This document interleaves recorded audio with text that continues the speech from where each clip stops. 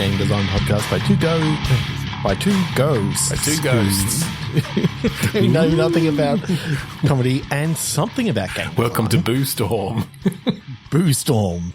Two guys who know nothing about comedy but something about game design. We do a little bit, yes. We've been doing a bit more game design. Welcome, Ben Slinger. He's the other co-host. Yep. I've been dead for 20 years. And why? Tonight's the anniversary. It's the day after the anniversary of your birth. That's true. I did just have a birthiversary. That's what everyone calls them. That's what they're called. So that was cool. Getting old. But yes, as you were saying, we have been doing a bit more game design with some recent jams and different things. The last 4 things that we've built are adventure game adjacent. Yeah, 3 use some pretty standard point and click adventure mechanics. 1 is a bit more Golden Idol deductathon sort of vibes. And one of the things that we've actually noticed is we get some pretty good comments from people saying, wow, you did this in 2 weeks. Wow, pretty impressed with what you guys managed to do. Liking the style, like the look of it. Yeah. This is fun, great environments, great stories, all this sort of stuff. Yeah, we're finding our path there a little bit. We're finding our niche, I think. And so we are planning on continuing down that road. And so, yes. On that note, Trevor, what should we do tonight on the podcast? Because this is the season of anything can happen, we're going to go all the way back to the very start to our second episode of this podcast and play a little game that we haven't played in a very long time called Adventure Game Design Done Quick. Yeah. AGDDQR. Back then we had an hour to do it. Now it's done quicker. So it's 30 minutes. It's adventure game design done quicker, yeah. Or done super quick. AGDDQR. Quicker. Yeah. We're wasting a lot of time up front. we are wasting a lot of time. So the general idea is we're going to only take a couple of words, and once we get into an idea, we're going to stick with that idea and ride it hard, ride it into the ground. Yeah. Yeah, potentially go into a bit more detail than we usually do. Actually maybe think of sort of the broad story arcs, what sort of puzzles we would actually get into. What sort of graphics? Because that's important. Are we going to go kind of, this is a little bit more deductathon. Oh, this is a little bit more, terminal based. This is a little bit more. Yeah. I mean, hell, I would love to see an adventure game set completely on a BBS. Because that would be amazing. Like having some chats happening and, searching for certain things. We're talking about, potentially doing a BBS thing coming up game. Yes. Well, alongside some other more traditional mechanics. Yeah. So anyway, anything goes because this is the season that anything can happen. And tonight is AGDDQR. Yeah. So let's do it. 3, 2, 1, click. Let's go. 3, 2, 1, click. Volcano. Breeze. Okay. Volcano and breeze.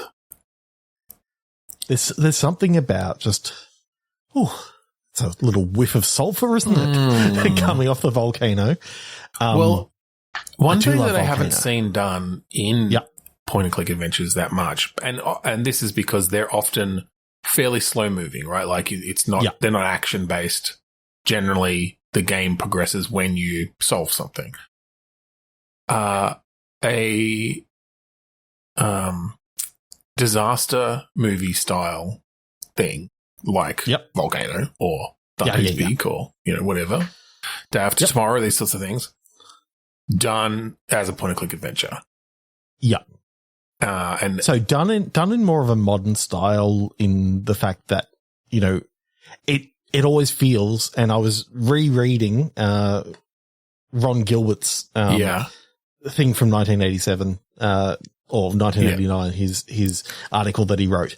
And he was actually talking about what you want to hit is those moments where it feels like you just got out. Yes. But without it actually, without it actually being time-based, and that there's not a failure necessarily unless, you want to build that into your story. But it's like when you have that Indiana Jones moment of them pulling the hat out from underneath the door that's about to close. Yeah. You don't want it. The hat was left on the other side. You want every single person to just get the hat out. Yeah. They just feel like they achieved that. Yes. Yeah. Yeah. So I think you could do something with, like, it would really come down to the pacing, but you would definitely only push. So for example, I don't know, you got a small town and a volcano has erupted and the magma is flowing towards the town. Oh, and the car isn't working. So you need to find, the new battery and the tire and all those sort of things. I love the idea then put of it on the car. And in the background of this whole section, you can see in certain scenes the volcano there and just this looks like the magma coming down, the lava coming down. As you pick things up, it gets gradually closer. So, exactly.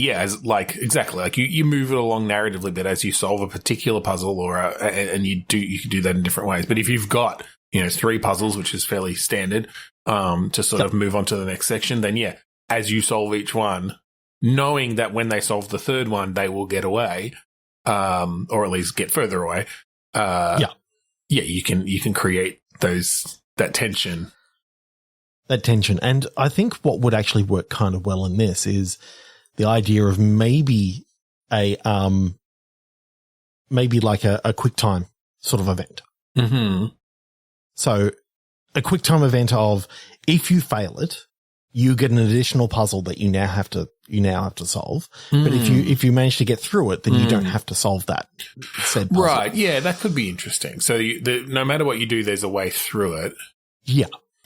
I just played the Crimson Diamond, and that has some interesting aspects, but there are some alternate things like that where you can solve the puzzle in different ways. That's more about, have you been observant enough and actually picked up all the things you need to pick up? It's a little bit of the the Sierra thing, except that they did provide another way out, but it's very much more Sierra inspired, as you said earlier, when I was complaining about the fact that I died and hadn't saved for a while. Yeah. So I didn't even realize there were deaths in the game.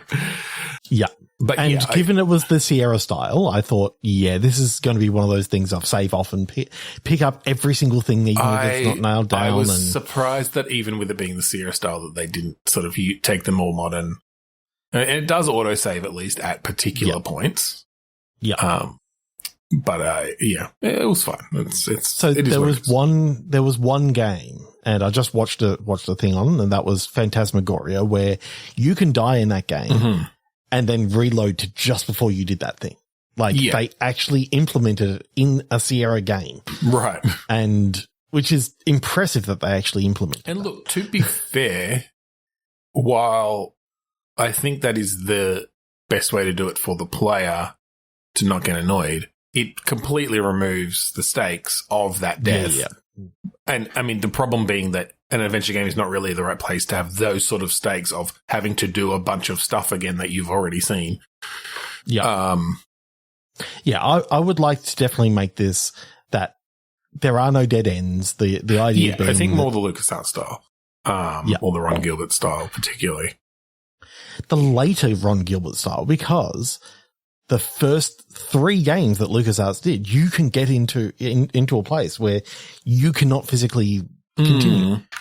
Maniac Mansion, Zack McCracken, and Indiana Jones and the Last Crusade all have things that you can actually screw up and leave yourself in a dead end. Was that Ron Gilbert? I know he did Maniac Mansion, but I don't know if he was involved in those others, but still. He was involved in those, and then from Loom onwards, basically everything was completable with no dead ends. If you needed something, you could always go back and get it. Yeah. So, yeah, I mean, I think so in a game like this where we're talking about having very specific moments, essentially, where things progress, it is going to be that case of, all of the puzzle dependencies are merging and completing, basically, before this next thing happens. Yeah. What could actually work well is, you're on this island and you're sort of talking with someone on your phone sort of thing. And then you see as the lava's coming down, it takes out like the transmission tower. So your phone this area no longer works. Yep. So it won't work until you get to the next area. So when you get to the next area, then you can, start the conversation up again and get a little bit more stuff until finally that gets destroyed somehow through. So who's in this town? Like, yeah, who's left in this town that you're trying to escape from? Is it just you? Are there people you're trying to help escape? Trying to stop you escaping for some reason? I really like the idea of you're a seismologist on this island, investigating, the recent earthquakes, not realizing that, basically the recent earthquakes are actually because this long dormant volcano has now become active. Yeah, and I think maybe you determine that just before it erupts, basically. Yeah. You're like, oh shit, we got to get out of here. Oh, too late. Shit's in the fan. Yeah. And, basically I'm picturing with the initial eruption, something lands down and actually lands on your car. Yeah. Okay. So your car is completely destroyed. You're running towards it. And you have to literally now use the van that is on site, and it's up on things. There's one of the wheels is off. And there's no battery in it. Yeah. So the idea being that you're now, okay, I need to get out of this area. Is this a situation though, where you've got like, there's another character working on the van and they're like, okay, I need these 4 things, to get this van back up and running. Really give those objectives. So they are there fixing some other stuff, and it's like, what I need from you is just these things. Yeah.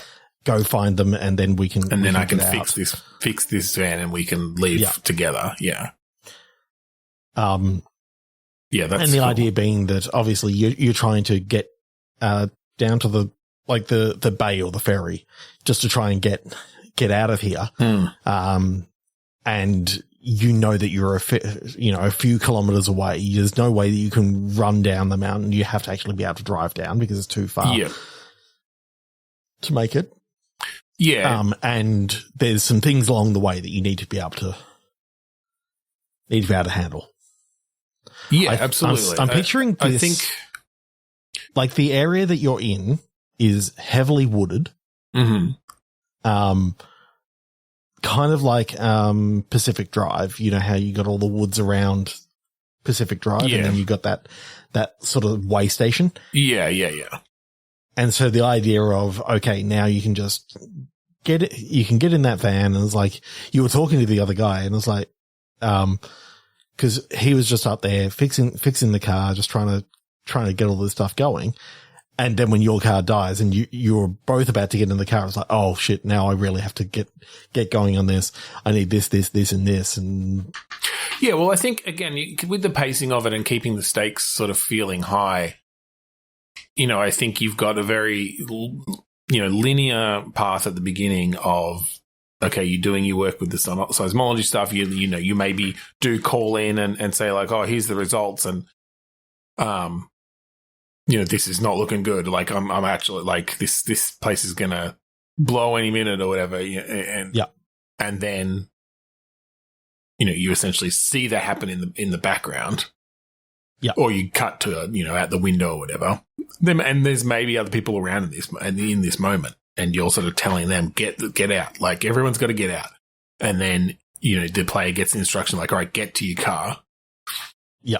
Which you've seen through just some, the few screens that you've had for this linear front. Even in the intro, section. you saw that morning, you're driving up, and it was like. But then you have a moment of like the player clicks to get in the car, and yes, just before they get there, a huge fucking boulder comes down that's been expelled from this volcano. Yeah. And just crushes it completely.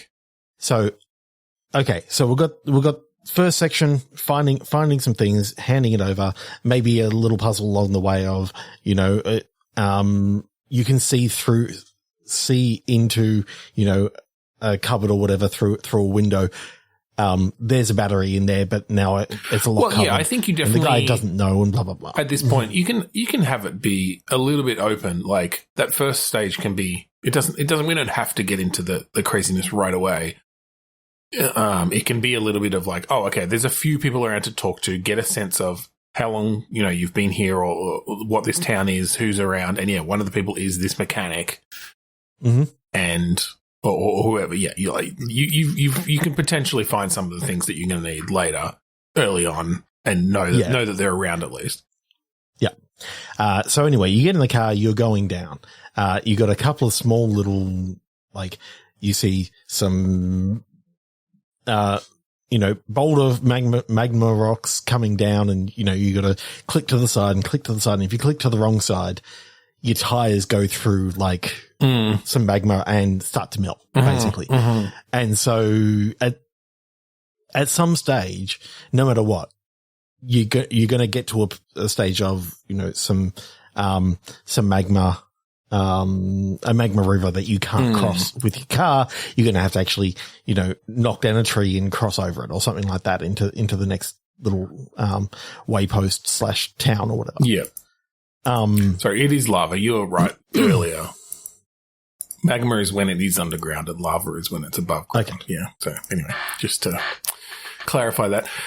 You're saying this is the part. This is after you've fixed the van with the other person. You fix the van the first time. You're getting down. Yeah. And you have your little quick time events. Yeah. And then you're into the next section where it's like, okay, now just for the time being, you've got a couple of extra people in here, and you're trying to help because one of the people is a doctor, and he's helping someone who's got severe burns, and they need some. Yeah, I think you definitely find other folks.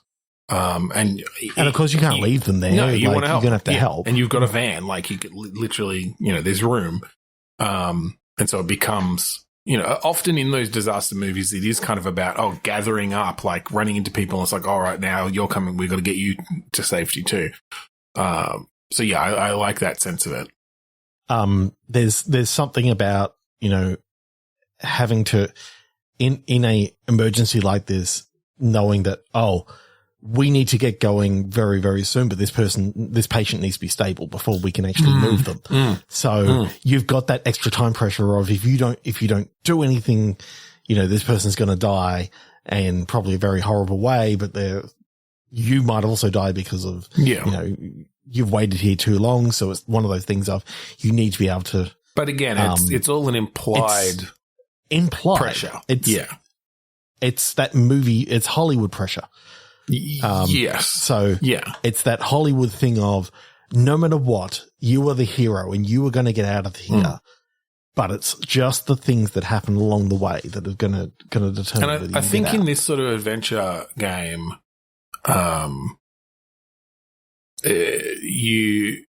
the puzzles are almost not. You obviously want puzzles, but you're always going to have a clear objective. It's not, I'm going to just generally investigate and see what's going on here. It's like, no, here are the things you need to do. Yeah. So they're probably going to be fairly easy puzzles in a sense because it's when you have a point-and-click adventure game, you've got in the standard ones, you've got inventory items and you've got dialogue, and they're mostly the things that the combination of those can progress the story forward and locations. So, you're going to have relatively few locations in each of these places with relatively few objects, but, maybe stuff you've picked up earlier in the game becomes useful later. So it's very much going to be, if in the puzzle dependency tree sort of idea, it's going to be these like branches and then collapsing, branches and then collapsing, right?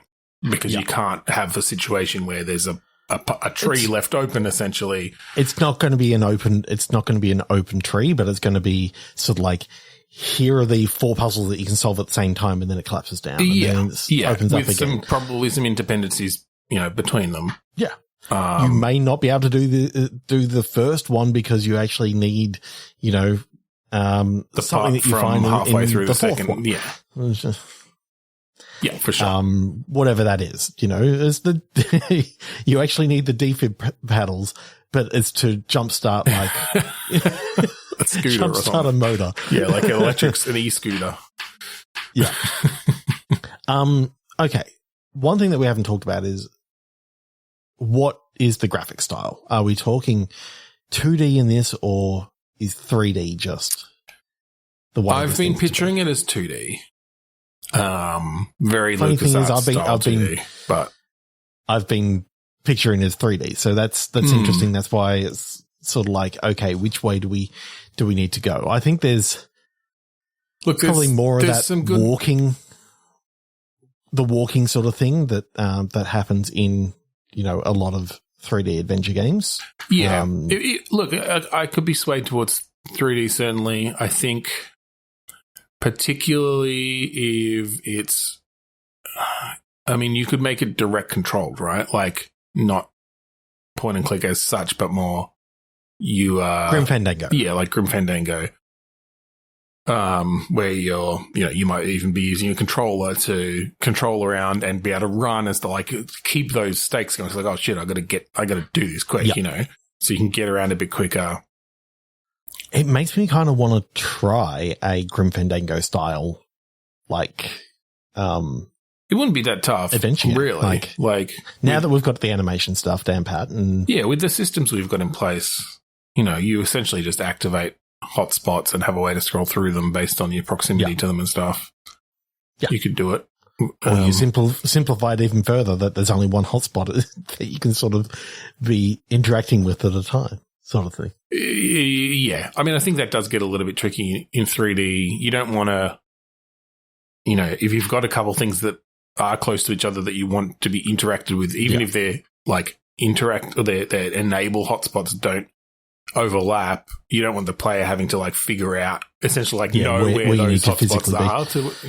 Just the bumper buttons to just that's it. That's cycle through. There's fairly easy. There's pretty standard UI and control stuff for that.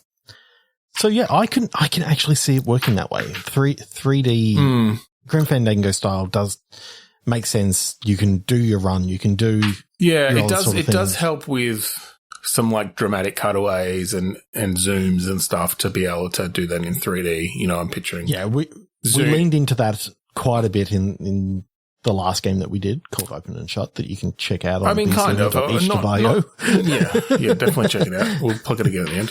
I don't think we relied on it for drama a ton. We used it for framing and composition, certainly, which was great.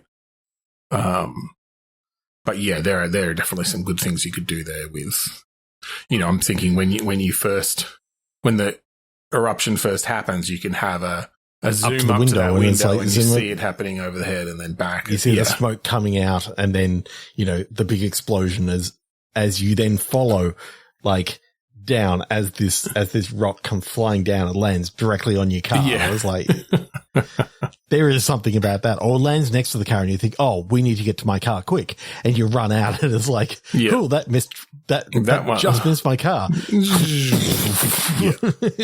Exactly. Cave the car in. It's like, oh shit.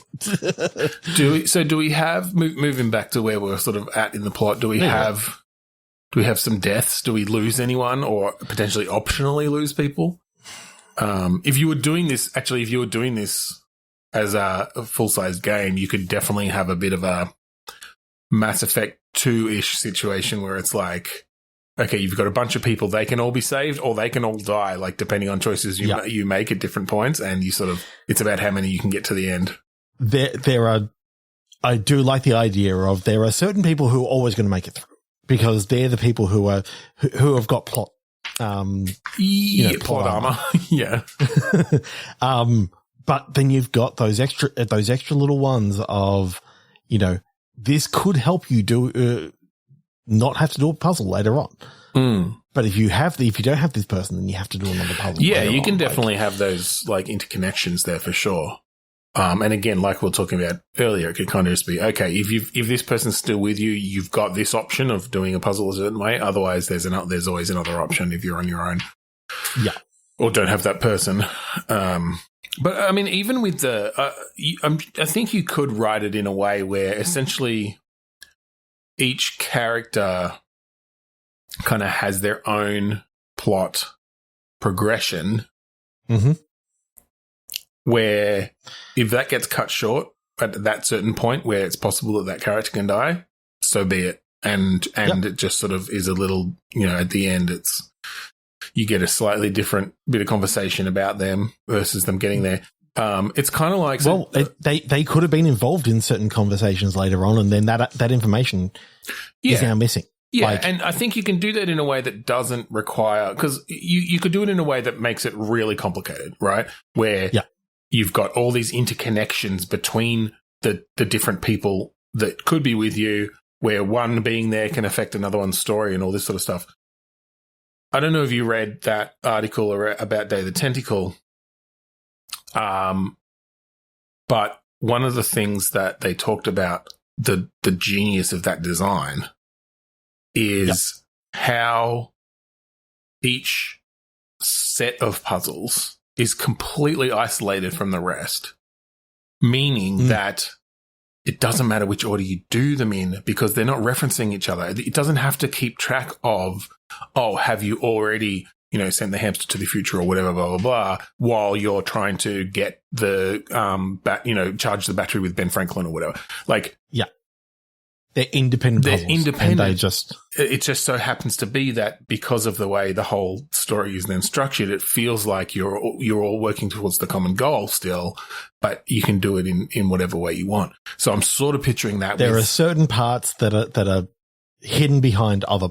There's still stuff that's gated. Like there's still an order to the puzzle trees, but within each independent then they all open up and, talking about Day of the Tentacle, I've recently just played through it. Yeah. There is something in that game in which you can be having conversations and doing things before you know that you really need to do them. Yeah, that's one of the very few criticisms that I see for Day of the Tentacle. However, I actually don't mind about that because it's like you're just trying to do things and you're having conversations. I don't care that. I think that's an interesting thing to discuss in general because that is something that also came up in the article I read and Ron Gilbert's thing about like not having a key before you've seen the lock or something, which I like thinking about it though is incredibly difficult in point and click adventure games because he's already said and in that same article, which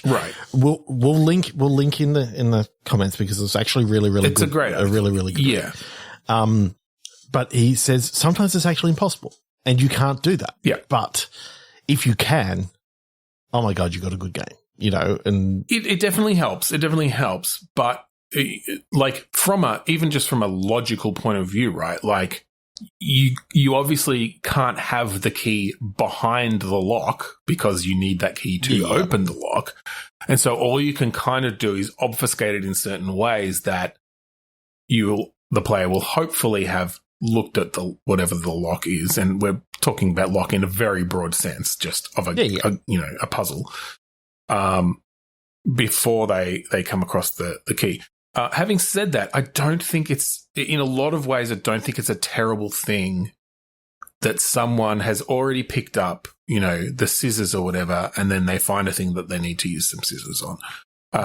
That sort of thing is fine. I also don't think it's a bad thing to see the key that you can't currently get, and then you see the lock and you go, oh, that key that I saw back there could actually open this, and then you feel like you're a genius. I have mixed feelings about that pattern because that often by necessity means that if they try to pick it up before they've seen the lock, you have to either pretend that it's not a useful thing, which means they may just completely dismiss it even once they find the lock, or B, have some sort of, I don't think I need that right now, or I can't, having a special piece of text there line of dialogue, of sort of making sure that they know it's probably something you're going to need in future. Which is, I mean, probably the better way to do it. There's a lot of different, ways to do that. I mean, we have so done. I don't see any reason for picking this up right now. In House Call, we did that with, the laser knife and the yeah, exactly, and the power set. And spoiler for those who haven't played our amazing adventure game, House Call. Yes. Our amazingly disgusting game. Yeah, if you're into flesh and houses made of flesh. Fleshadinces. Yeah, it's interesting because there's definitely, I know where it's sort of moved on to general point and click adventure theory stuff now, but that's fine. There's the genre kind of calls for pick up everything that's not nailed down. Yeah. Right. Yeah. And so chances are, by the time someone finds, if you haven't done that sort of method, by the time someone finds the lock for a particular key, they probably have the key. Yeah. I think one interesting way of doing that, though, is having kind of cross-dependent puzzles in a way, right? Where you've got two puzzles that are solvable, like that are open simultaneously, like you're aware of them simultaneously, but you don't get the key for one until you've solved the other. So you're effectively gating it behind the other, but you're sort of aware of them both early on. Yeah. I mean, I have been playing a lot of adventure games. I'm pretty sure you have too. Because I've been playing a few. Yeah. I actually went back and started playing Thimbleweed Park. I've got Locomotion on the Locomotive. Yep. On the run. Yeah. I played through Crimson Diamond. At least got one ending. That's an interesting game when it comes to varying paths and things, because cool. It's not that there's a lot of branching in the story as such, but depending on what you found, you will have the answers or not to various questions at the end, and it will sort of affect your ending and stuff. So that's very cool. That's cool. I do want to go back through the dig, because I mentioned that in the Click Quest Discord, and I'm really hoping they do that next month, because I really want to play through and talk about it. But it's also, if I have to play it through prior to that, then I'm fine with that, because I'm wanting to play through it. Yeah. It's such a cool game. And Grim Fandango, I also want to play through that again. There are so many classics. I've got the remastered game there. And I think that'll work really, really quite nicely on the Steam Deck. So Steam Deck is great for adventure games a lot of the time. Yeah. With the touchpads. So. And yes, we have actually tried our game, open and shut, which we'll talk about now. I think we'll hang on. Before we do, I think we need to wrap up at least the ending. Yeah. Okay. So you gather up these people. Some of them might die. Yep. You get down to the ferry, I guess, or is there because I feel, is this a situation of there's some hero ferryman there too who's been holding out as long as he can, knowing there's still people on this island. You have the big sort of dramatic scene. Yeah. And there's that one final thing of we're trying to get the car on, but there's earthquakes are continually going. You end up just gunning it over a jump onto the ferry. I was going to say, to get planks out and make sure that they're there and hold the plank steady, and no, just gun it over a jump. Gun it over a jump. Awesome. And that's what sort of gets you out. Down on the ferry, on the and then you're sort of getting away, and then you see someone is still on the shore, and we're like, away from me! Oh shit! So you jump on a jet ski, and it's and then out of nowhere, as soon as you get over there, you get attacked by all these people, and then there's just combat for the rest of the game. It turns into basically Far Cry. Far Cry, Volcano Far Cry. Or Uncharted, basically you just need those waves of enemies coming. Yeah, horde shooter. Just becomes a horde shooter. Because of course that fits into an adventure game like, Uncharted keeps on doing. I mean, sorry, I'm getting into the fact that I don't like the idea that an adventure game can't just be an adventure. Uncharted isn't an adventure game the same way a point and click adventure is an adventure game. It's an action adventure, I guess, is what you'd say. And yes, it has some ludonarrative dissonance, as they would say, where you're killing hordes of henchmen without that really becoming a factor in the story, that you've just murdered hundreds of people. Yeah. I do like the idea that you've got to sort of get this person and get out sort of with. Yeah, you can have a last little thing. Yeah. And I think that's a very short sequence, but it's a last little kind of second climax almost. You've got a fake climactic point of getting onto the ferry and it's like, oh shit, we're not done. Yeah, that's kind of cool. Yeah, the ferryman just goes, oh, I suppose you can use this, and you just unveils like a brand spanking new jet ski with a tag on it that he's not even got to use it yet. Like it's still got the. I was just about to take it on its maiden voyage when the volcano erupted. Yeah. I was one day away from retirement and I was just going to jet ski the entire time. I was one day away from ski-tirement.